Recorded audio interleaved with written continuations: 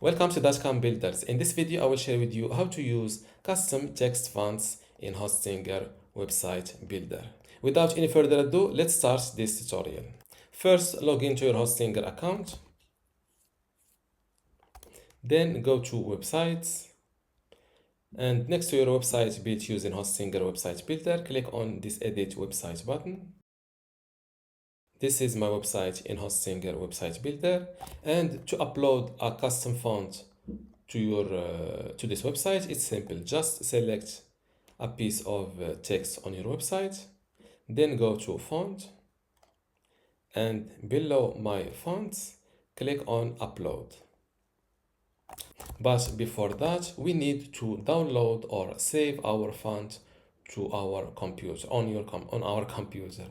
I recommend you using this website called dotcom. Here, select or search for your text. Search for a text font. Let's use this dot matrix font. Click on this download button. Let's decompress our downloaded file. Now go back to Hostinger website builder, click on upload, locate your file, double click it. That's our text font is uploaded successfully, and I can select it from this list. Select it like that, and now my new font. Before we continue, I want to let you know that you can get access to my Hostinger website builder masterclass online course today for free.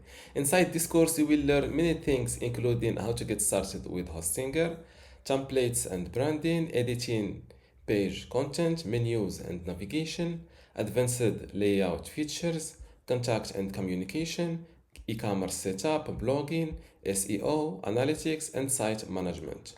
To get access to all of this today for free, plus my other online courses about Hostinger web hosting or Hostinger Horizons, just visit this page academy.dotcom.builders and you will see how to join and get all of this today for free. Without any further ado, let's continue our video. And now my new font is added. Let's update my website. Then view website live, and this is my new font. And this is how to use custom text font in